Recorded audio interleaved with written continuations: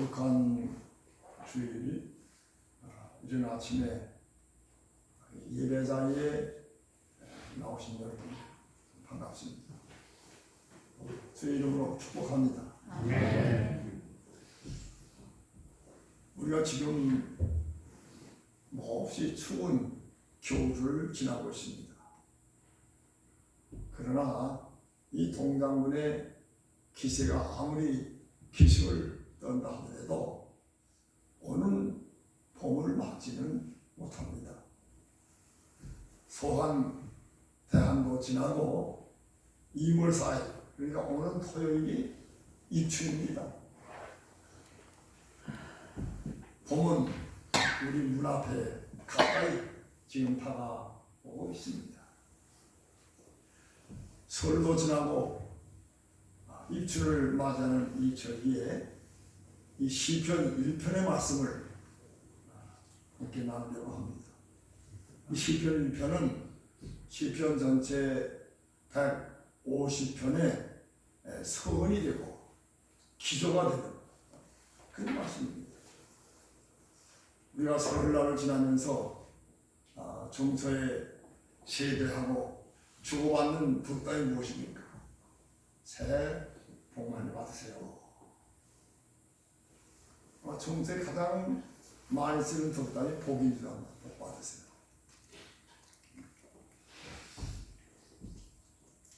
오늘 말씀 1절에 복 있는 사람 하고 말씀이 시작됩니다. 우리 모두 이 한 해 그리고 앞으로 복 있는 사람으로 살아가셔야 되기를 주님의 이름으로 축복합니다. 아멘. 시편, 그럼 이 시편 1편이 말씀하는 복 있는 사람. 복 있는 사람은 어떤 사람인가? 창세기 1장에 보면 하나님께서 인간을 하나님의 형상대로 지으셨다고 했죠. 그리고 창조하신 후 인간에게 복을 주셨다. 그렇게 말씀이 기록되어 있습니다. 하나님은 모든 사람이 복 있는 사람으로 살기를 원하십니다. 그런데 하나님은 사람을 하나님이 조정하시는 기계로 짓지 않으셨어요. 자유의지를 가진 자기 삶에 책임을 지는 영적인 존재로 지으셨습니다. 때문에 복 있는 사람으로 살 수도 있고 그렇지 않을 수도 있는 거예요. 시편 1편에서 복 있는 사람은 어떤 사람인가? 어떤 사람이라고 했습니까? 여기 보면은 소극적인 면에서의 말씀이 있고 적극적인 면에서 말씀, 크게 두 가지로 말씀을 드렸습니다. 소극적인 면은 하지 말라 하는 말씀이고 적극적인 면은 하라 하는 말씀입니다. 하지 말라는 말씀은 한데 묶어 얘기하면 악을 멀리하라 하는 말씀입니다. 악을 멀리하라. 악인의 꾀를 따르지 아니하며 죄인들의 길에 서지 아니하며 오만한 자들의 자리에 앉지 아니하며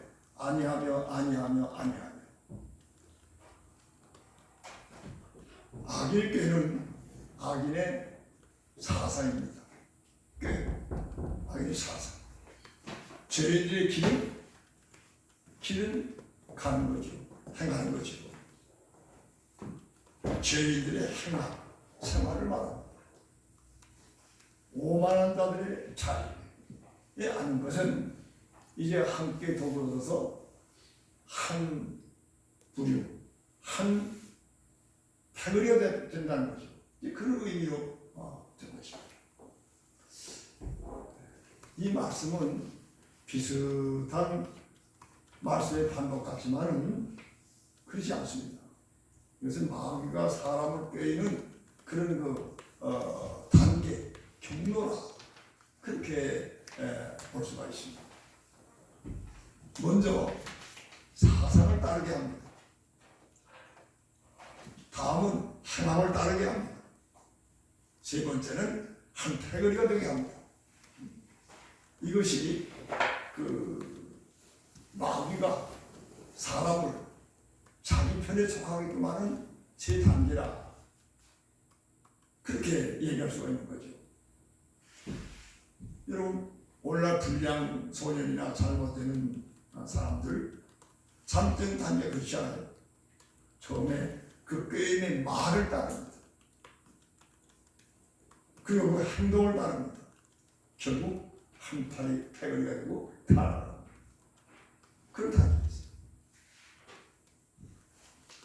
악한 사상, 악한 행동, 악한 누리, 그 악한 것을 거부하는 것이 복 있는 사람이라. 믿으시면 아멘. 아멘. 악을 멀리하고 악을 거부하는 것이 복이다.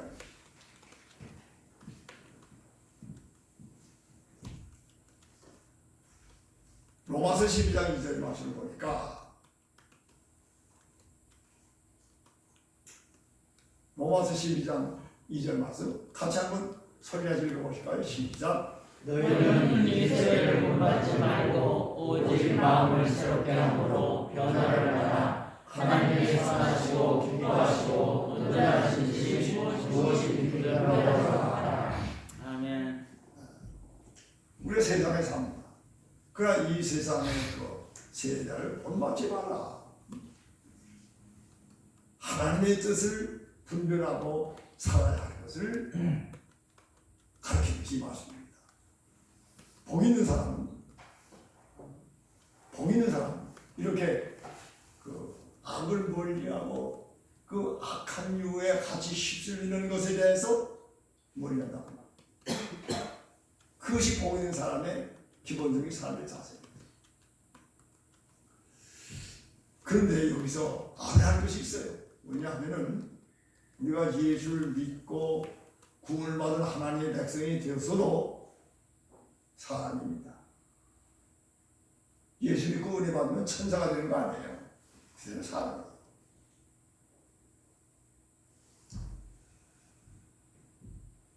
우리가 사는 곳은 천국이 아니고 세상입니다. 이 세상에는 하나님의 뜻을 따라 믿음으로 살려고 애쓰는 하나님의 백성이 있는가 하면은 전혀 하나님을 등지고 하나님을 없이 사는 또한 사람들 같이 다 어울려 사는 것이 세상이에요.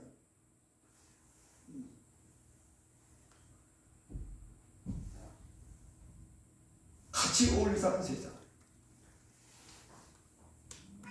하나님은 악인에게도 선인에게도 같은 햇빛을 주십니다.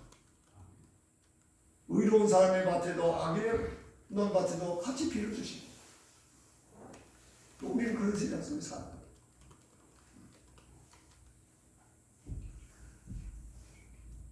오늘 말씀에도 복 있는 사람은 악의 그 죄인의 행함 오만한 자의 자리를 거부하라고 하셨지만은 여기에 중요한 거 꼭 알아야 되는 것이죠. 사람을 거부하는 것이 아닙니다. 여기 사람 거부하라는 말이 아니에요. 악인의 사상, 악인의 행함, 악인의 주장, 그게 빠지지 마라.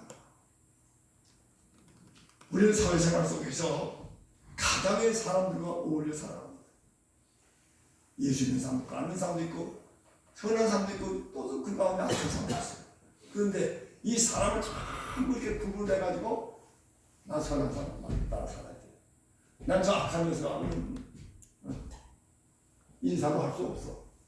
그렇게 너희가 사람을 구분하고 분류해서 심판하지 말라는 거예요. 우리는 어차피 세상 속에서 같이 어울려 살아. 사람을 그렇게 구별하기보다는 너희는 어떻게 살아야 되느냐? 모든 사람은 다 하나님의 형상대로 지음받은 하나님의 피조물, 사랑의 대상이다. 믿으시기 바랍니다. 아멘. 그 생각을 가져야 돼요. 예수님 당시 보세요. 유대인들은 사람을 무섭게 차별했습니다. 이방인 사람으로 생각지 않고 지옥의 불쏘시개라고까지 말했습니다. 또 같은 유대인이라도 세리, 또 장기, 그 사람으로 취급을 하지 않았어요. 그래 그 집에 들어가지도 않고 그 사람들하고 같이 음식을 먹는다는 것은 생각도 안 했어요. 그런 사회 속에 예수님이 오셨어요. 근데 예수님은 사람을 차별 안 하셨어요. 유대인도 이방인도 차별 안 하셨어요. 착한 사람도 악하게 본 사람도 차별 안 했어요. 가나마다 현장에 잡힌 그 부유한 여인 돌멩이로 들어 치려고 하는 사람들 앞에서 예수님 그런 소리를 안 하죠. 나는 너를 죄로 등치하게 하는 다시는 다 싸버려가지고 그 사람의 삶을 새롭게 열어주지 않습니까? 건강한 사람, 병든 사람 차별 안 하셨습니다. 장애인 차별 안 하셨어요. 차별 안 하셨어요. 그리고 다 그들을 구원의 대상으로 모셨다는 거죠. 여러분, 그러므로 오늘 우리가 이 땅에 살아가면서 우리가 모든 악을 멀리하되 사람을 차별해서는 안 됩니다. 안 여러 사람들 속에 우리가 직장 생활하고 시장에 다니고 이웃과 살아가고 그렇게 어울리 살잖아요. 근데 딱딱 부어지지 말고 사람 다 좋게 보라는 거죠. 믿습니까? 아멘. 이 말씀의 의미가 뭔지 아시겠어요? 그것을 보여주시는 예수님.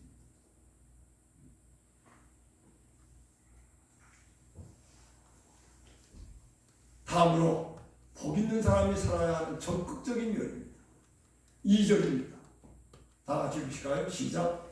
오직 여호와의 율법을 즐거워하여 그의 율법을 취하며 사랑한다. 복 있는 사람은 악을 멀리하는 것으로 끝나서는 안 됩니다. 적극적으로 하나님의 율법, 하나님의 말씀을 가까이 하고 말씀을 즐거워하는 사람이 되어야 된다. 그 말씀을 죄로 묵상한다. 그런 사람이 이것이 복 있는 사람이라는 거죠. 여러분, 말씀을 즐거워하는 것은 말씀을 주신 하나님을 즐거워하는 것입니다. 즐거워한다고 하는 것은 아주 깊은 단계고 높은 단계입니다. 운동을 즐긴다. 내 어떤 취미를 즐긴다. 그건 굉장히 높은 단계예요. 복 있는 사람은 말씀을 즐거워한다. 하나님을 즐거워한다. 여러분 그 말씀의 깊은 의미를 잘 새겨보세요. 시편 119편 103절에 다 같이 읽으실까요? 시작. 주의 말씀하시기를 내 입에 꿀보다 더 하니라. 주의 율법, 주의 말씀이 너무 좋아서 좋은 단계를 넘어서 즐거워서 내 입에 꿀보다 더 답니다. 그 복입니다. 말씀이 꿀보다 더 답다.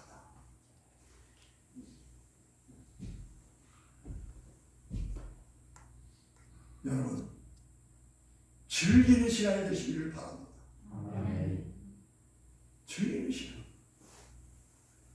여호와로 인하여 기뻐하는 것이 너희의 힘이라. 느헤미야 8장 10절에 기록하고 있습니다.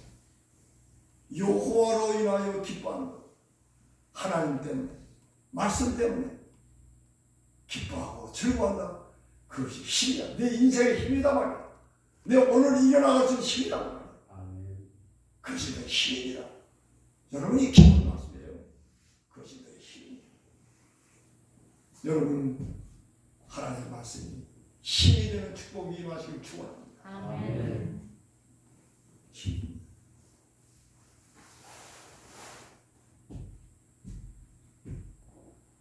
복 있는 자는 주야로 말씀을 묵상하는 자다.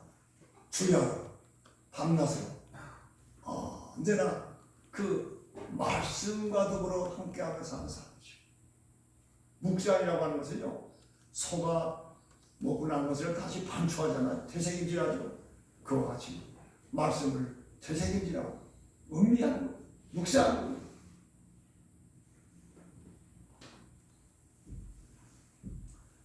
여러분, 말씀이 내 심령, 내 삶을 든든하게 나를 지탱하는 양식이 된다.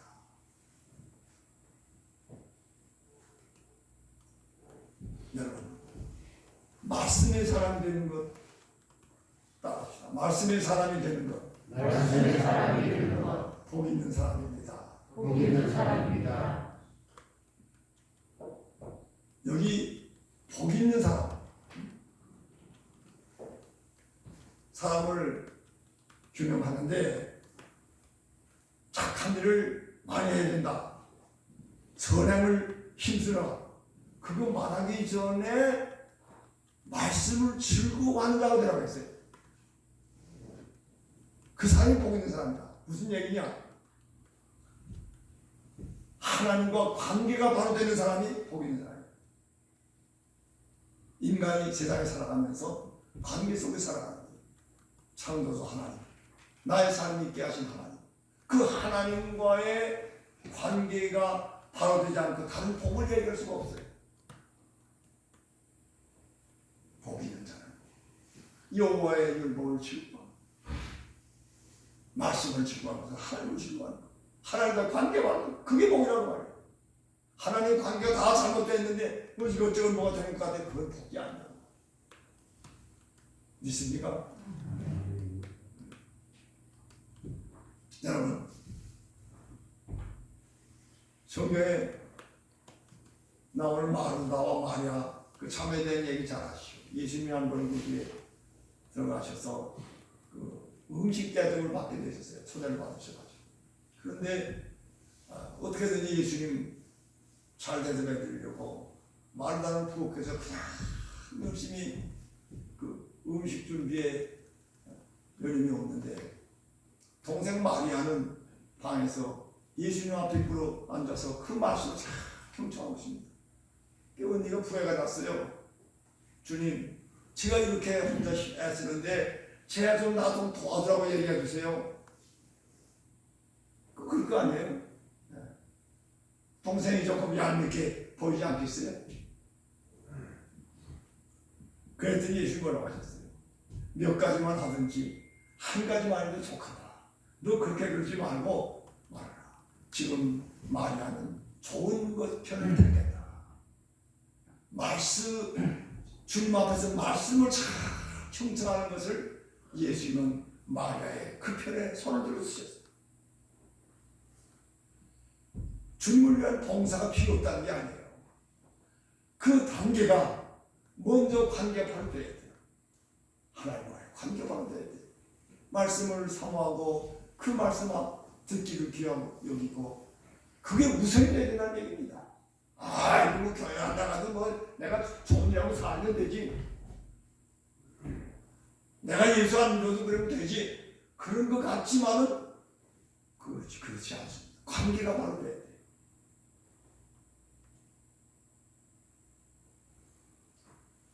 마리아가 좋은 편을 택했다. 지금 칭찬하셨습니다. 고인이 되신 이효령 선생에 대한 말을 잘 아시죠? 늦게 세례를 받고 그리스도인이 되셨죠. 그가 신앙에 관한 많은 정의들을 남겨놨습니다. 그 가운데 먹다, 듣다, 걷다, 세 가지 동사로 표현된 책이 있습니다.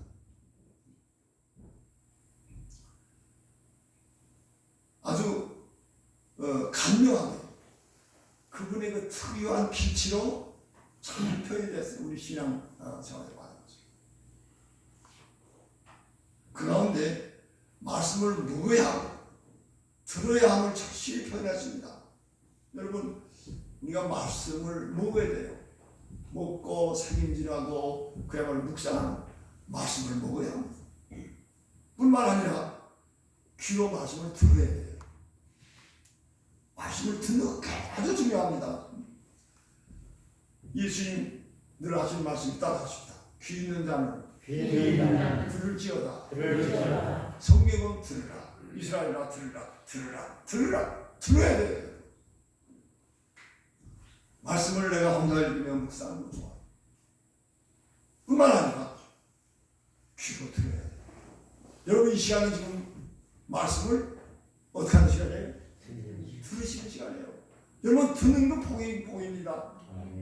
잘 들어야 돼요.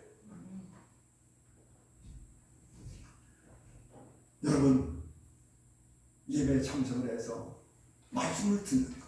그 모든 기독교 예배하는 말씀 증거가 있잖아요. 말씀을 듣잖아요. 겸손한 마음으로 말씀을 들어야 됩니다. 듣는 귀가 복 있는 귀입니다. 할렐루야. 들으셔라. 이 들고로 듣는 것이 따라하시다. 즐거움이 되게 하소서. 제가 이 시간 말씀을 풀어 증거하는데 여러분 즐거움이 되고 있습니까? 즐거움이 될 수 있기를 축원합니다. 그러면 영혼이 살찌는 거예요. 사는 거예요.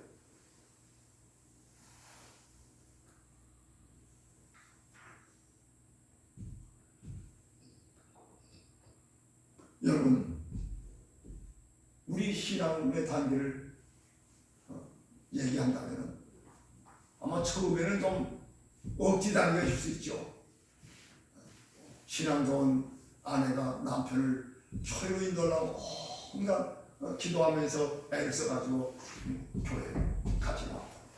그 남편을 또 나가서 이거 나가기 싫은데 나 어디 가고 싶은데 친구 만나고 싶은데 그래도 아내의 말을 기억이 있는 남편은 따라온다. 그게 억지입니까? 기분 좋아집니까? 그게 억지야. 처음에는 다 그렇게 나온 거예요. 억지로 나온 거지. 그 억지 단계를 좀 지나면은 의무 단계 의무. 이것도 나가다가 안 나갈 수 없고 그냥 체력상 또 뭐 그러면서 그저 의무 단계로 교회 나올 수 있습니다. 그러다가 진짜 은혜를 받으면서 교회 나오는 것이 즐거움이 되어야 됩니다. 즐거움이 되어야 돼요. 저희 내일은 나이가 다 많고 뭐 그렇게 이것저것 밖에 나가 관계될 것도 없고 그러면서 주일날 기다려주게 돼요. 주일날 내일 모레야 주일날 기다려줍니다. 주일날 가서 하나님께 예배드리고 성도들 만나고 주일 기다려서요. 즐거워요. 평택에서 저기 차를 타고 이렇게 오면서 소사골 성안들을 바라보고 동쪽에 떠오르는 햇볕이 이렇게 비치고 그걸 보고 느끼면서 여기 와서 하나님 앞에 기도하고 예배드리고 말씀을 즐거움이에요. 인생의 즐거움이라고 말이에요. 여러분 교회 나오시는 것, 예배드리는 것, 교회 봉사하는 것 즐거움이 되시길 축원합니다. 즐겁게 살자고.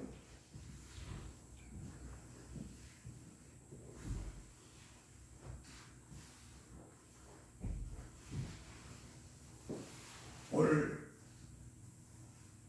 예수 믿는 생활 참 어떻게 잘 보내야 되냐 이런 말이 생각나는 거죠. 즐겁게 기쁘도다 항상 기쁘도다 나 주께 왔사오니 뭐 드시옵소서 복 주시옵소서. 아멘. 여러분 복 받으시길 바랍니다. 아멘. 기쁜 마음으로 나와 예배드리고 마음을 열고 예배드리고 복을 받아요. 둘째, 복 있는 사람의 형통입니다. 3절입니다. 다 같이 읽으실까요? 시작. 그는 시내가의 심판과 저주가 열매를 맺으며 그 잎사귀가 마르지 아니한 것이니 그가 하는 모든 일이 다 형통하리로다. 아멘. 복 있는 사람의 형통을 시내가에 심은 나무에 비교를 했습니다. 우리나라 같이 어디서나 나무를 심으면 잘 살고 무성하게 잘 자라는 그런 땅과는 다르게 저 성지 팔레스타인 여기 유대 땅 남쪽의 그 유대 광야는 아주 메마른 곳입니다. 그런데 그것을 비해서 시냇가에 심은 나무 너무나도 그 상상만 해도 얼마나 그 복스러운 자리에 그 나무의 모습입니까?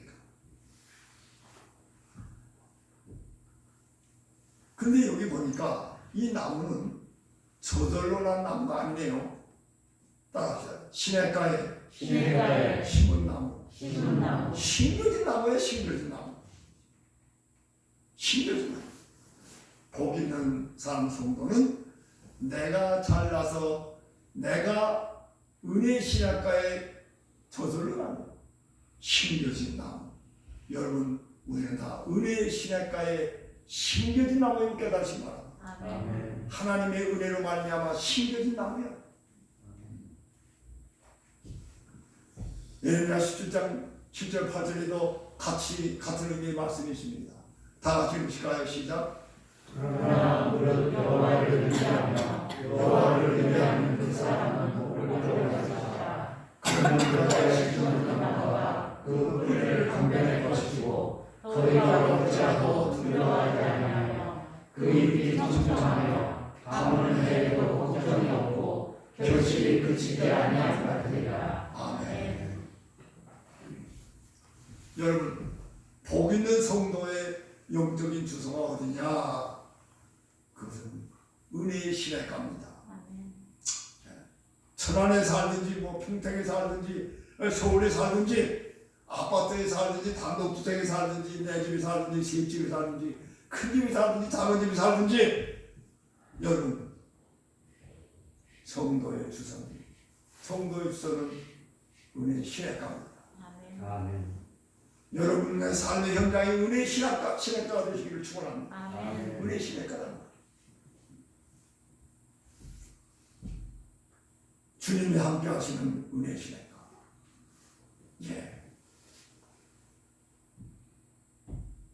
지난날 그 삶 속에 남편을 5씩이나 바꿔가며 목마른 인생을 살아왔던 사마리아 여인 예수님을 만났죠.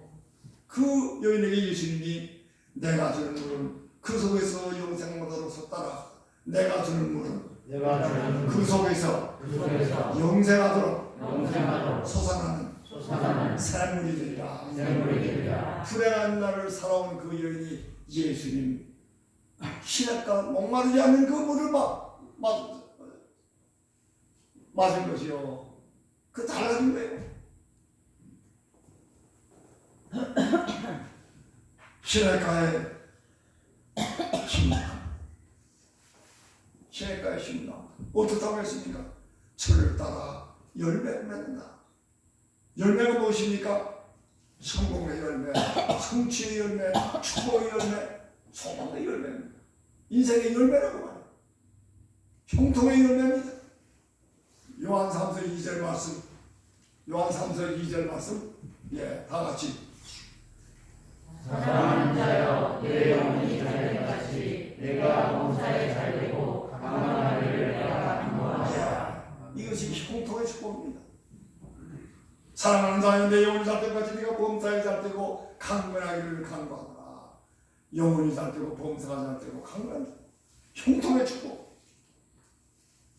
여기에 유리한 것은 심어진 나무에 금방 열매를 만다는 게 아니에요. 때가 있다. 때가 되고 어떤 때는 가뭄을 견디기도 해요. 네? 어려움의 때를 견디다고 말해요. 그러면서 힘쓰고 인내하고 기다려. 때가 되면 하나님께서 이루어 주신 열매가 있음을 믿으시기 바랍니다. 아멘. 어떤 때는 당대에 주시기도 하지만 어떤 때는 자손때에 가서 주시기도 합니다. 여러분 성경에 보면 그렇잖아요. 아브라함에게 복을 주셨는데 아브라함이 당대에는요 뭐 땅도 별로 없었어요. 그러나 자선대에 와서 가나안 땅, 젖과 꿀이 흐르는 땅에 죽었었어요. 그러므로 다른 데에 복을 주시면은 자선대에 가서 또 복을 주신다. 우리 그걸 바라봐야 돼요. 믿으시면 아멘. 중요한 것은 은혜의 시냇가에 심겨진 나무로 꾸준히 살아가는 겁니다. 어떤 유모가 따더라도 은혜의 시냇가를 떠나지 않으려고 꾸준하게 살아가는 거예요. 믿음은 그런 겁니다. 근데 여기 주목되는 말씀이 또 하나 있어요. 따라합시다. 그 잎사귀가 마르지 아니함 같으니. 아니 열매를 낸다는 말씀은 다지. 뭐 또 잎사귀가 마르지 않는다는 건 또 뭐냐. 근데 성경에 필요 없는 말은 없습니다. 다 필요합니다. 성경에. 푸른 잎사귀는 뭘 말하냐? 나무의 의향입니다. 잎사귀가 나무의 그 아름다움을 나타내잖아요. 그 잎사귀가 무성한 나무 얼마나 아름답습니까? 푸른 잎사귀.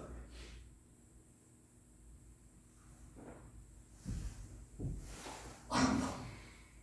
복 있는 사람 성도는 잎사귀가 마르지 않은 같은 의향을 지닙니다. 아, 잎사귀가 마르지 않은 것 같아요. 여러분, 그 어떤 모습일까?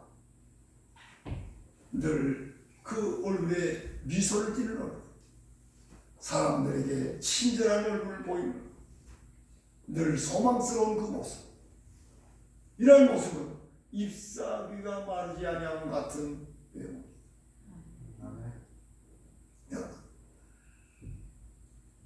영모를 단정하게 아름답게 품위 있게 꾸미는 건 좋습니다. 그래야 합니다. 이건 사치하라고 하는 말씀이 아닙니다. 잎사귀가 마르지 않은 같은 밝고 싱싱하고 아름다운 모습, 그 품격을 지는 애야 얼마나 좋습니까?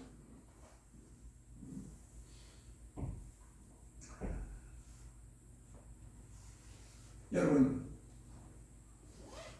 그 성도의 모습이 중심을 모시기 때문에 뭐 아무렇게나 해도 괜찮다.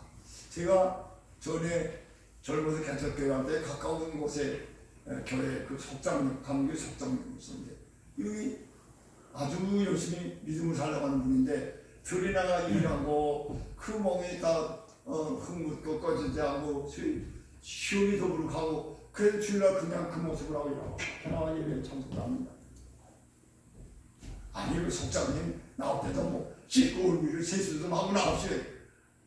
모르는 소리 말아요. 하나님은 겉을 보지 않습니다. 하나님은 중심을 보십니다.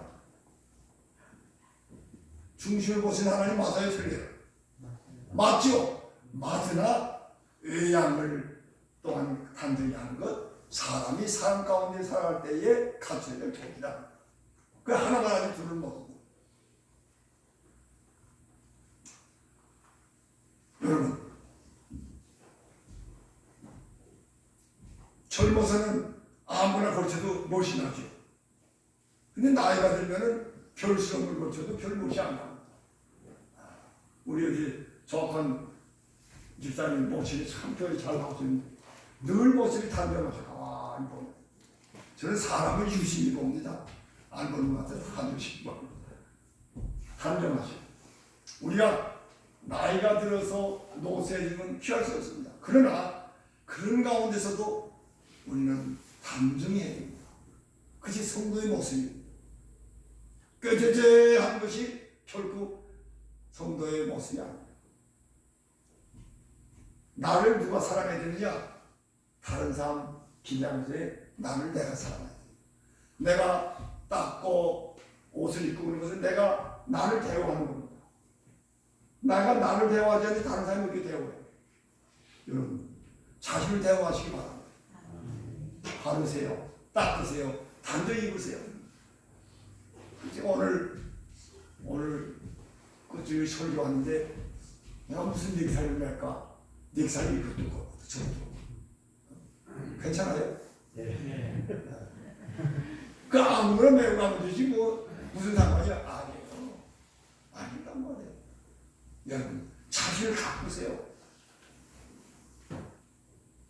그 잎사귀가 마르지 않는 것 같아. 나름대로 자기에게 주어진 삶에서 자기를 가꾸세요. 그리고 사람들에게 품격 있는 모습을 보이세요. 믿으시기 바랍니다. 아멘. 우리는 시냇가에 심은 나무 같은 복 있는 사람들입니다. 형통의 축복이 이 안에도 함께하시고 앞으로의 삶 속에 열매를 맺어가시길 축원합니다. 아멘. 아름다운 사람, 품격 있는 삶을 사시는 여러분 모두가 되시기를 축복합니다. 아멘. 기도하십시오.